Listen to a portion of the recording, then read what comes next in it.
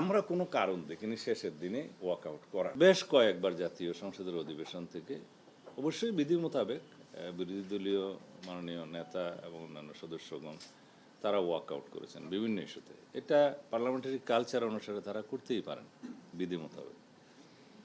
কিন্তু যে সমস্ত ইস্যুতে তারা ওয়াকআউট করেছেন ওখানে কিছু কিছু তথ্য সঠিক ছিল না, ওনারা সঠিকভাবে উপস্থাপন করেনি। হয়তো তারা সরকারি দলের উপরে বিভিন্ন বিষয় দোষ চাপিয়েছেন বলা যায়। সেই বিষয়গুলো আমরা তাৎক্ষণিকভাবে যতটুকু অ্যাড্রেস করা দরকার পার্লামেন্টে সেইটুকুন আমরা অ্যাড্রেস করেছি। কিন্তু ওনারা যখন বাইরে এসে প্রেসের সাথে কথা বলেছেন তার মধ্যে অনেকগুলো বিষয়ে কথা বলেছেন যেগুলোর বিষয়ে আমাদের এখন বাইরে সেটার আমাদের জবাব দেওয়া প্রয়োজন। তা না হলে আমরা অনেকটা আপনাদের কাছে, মিডিয়ার কাছে, জাতির কাছে আমরা হয়তো আমাদের বিষয়টা পরিষ্কারভাবে তুলে ধরতে পারবো না। সেই জন্য আজকের এই প্রেস ব্রিফিং। এই অর্ডিন্যান্সগুলোর বিষয়ে আমাদের মাননীয় আইনমন্ত্রী কথা বলবেন। আমরা 133টি অর্ডিন্যান্স আর্টিকেল 93 অনুসারে পার্লামেন্টের প্রথম বৈঠকে আমরা প্রথমে এগুলো উপস্থাপন করেছি, যেটা সাংবিধানিক বাধ্যবাধকতা উপস্থাপন করার। তার মধ্যে 4টা বিষয় থাকে।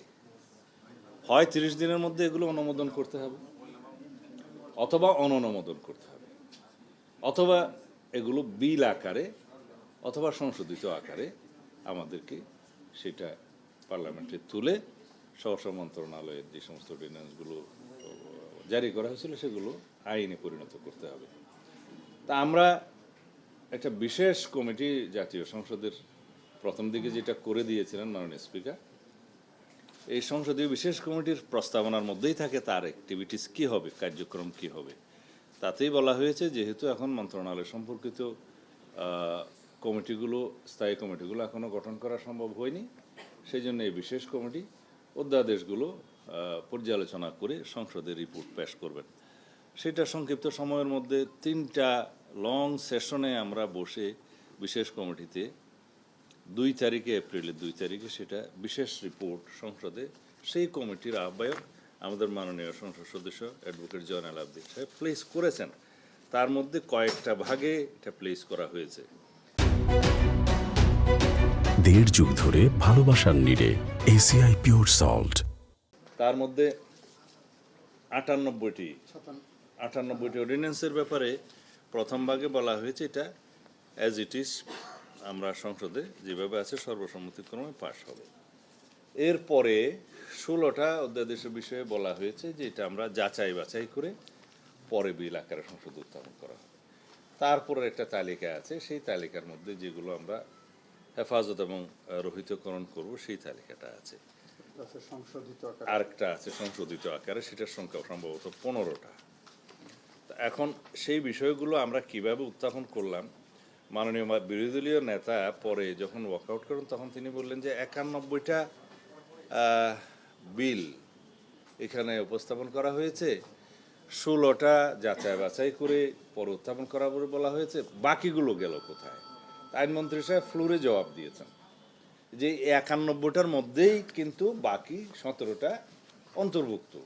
কারণ কোনো অধ্যাদেশ জারি হওয়ার 15-20 দিন, 1 মাস 2 মাস পরে দ্বিতীয় সংশোধনী আনা হয়েছে, কোথাও তৃতীয় সংশোধনীও আনা হয়েছে, মূলত অধ্যাদেশ একটা। তো যখন বিল আকার উত্থাপন করা হয় জাতীয় সংসদে, সব অধ্যাদেশগুলোকে এক করে একটা বিল আকারেই উত্থাপন করা হয়েছে। এইটা আমার মনে হয় মাননীয় বিরোধী দলীয় নেতা হয়তো খেয়াল করেননি। সেই কারণে তিনি মনে করেছেন 91টা না হয় প্লেস হলো, 16টা প্লেস হবে না, বাকিগুলো গেল কোথায়? বাকিগুলো এই 91টার মধ্যেই অন্তর্ভুক্ত। তিনি হয়তো এটা খেয়াল করতে পারেনি। ডিটেলটা আইনমন্ত্রী সাহেব বলবেন। আর যে সমস্ত বিলগুলো নিয়ে পার্লামেন্টে এই বিশেষ রিপোর্টের মধ্যে মাননীয় বিরোধী দলীয় সদস্যগণ নোট অফ ডিসেন্ট দিয়েছিলেন, এই বিশেষ কমিটির রিপোর্টে হুবহু সেই সমস্ত নোট অফ ডিসেন্টগুলো উল্লেখ করা হয়েছে যেভাবে তারা দিয়েছেন। এবং নোট অফ ডিসেন্টওয়ালা অধ্যাদেশগুলো যেগুলো সংসদে উত্থাপিত হয়নি বা সংশোধিত আকার হয়েছে অথবা রহিত এবং হেফাজতকরণের জন্য উত্থাপিত হয়েছে, এই সব বিষয়ে নজিরবিহীনভাবে মাননীয় স্পিকার 2 মিনিটের জায়গায় কোথাও 10 মিনিট 15 মিনিট করে কয়েকজন সদস্য, বিরোধী দলীয় সদস্যদেরকে কথা বলার সুযোগ দিয়েছেন। তারা দীর্ঘ লিখিত বক্তব্য পাঠ করেছে, আপনারা দেখেছেন। এবং এটাও কিন্তু নজিরবিহীন।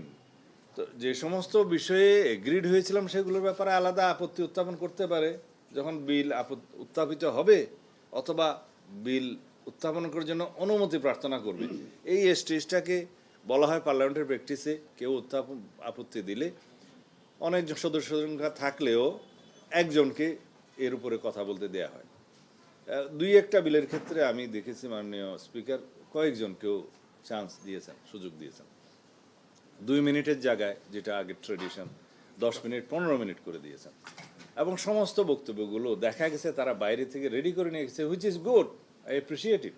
রেডি হয়ে যাওয়া ভালো, কিন্তু এটা রচনা আকারে তারা পাঠ করেছেন বিবৃতিগুলো। এরপরেও আমরা কোনো কারণ দেখিনি শেষের দিনে ওয়াক আউট করার। সেটা যেটা হয়েছে জুলাই স্মৃতি জাদুঘর, সেটা হ্যাঁ রিপোর্টের মধ্যে অ্যাজ ইট ইজ পাশ করার জন্য সবাই এগ্রিড হয়েছিল, কিন্তু মন্ত্রণালয় যখন বিলটা আনে অ্যাজ ইট ইজ আকারেই আনছে। কিন্তু কোনো বেসরকারি সদস্য যখন কোনো সংশোধনী আনে এবং সেটা যদি রিজনেবল মনে হয় সংসদের কাছে বা সরকারি দলের কাছে, মেজরিটি পার্টির কাছে, তখন সেটা সংসদের বিবেচনায় নেওয়া যায় এবং সেই সংশোধনীটা ভোটাভুটির মধ্যে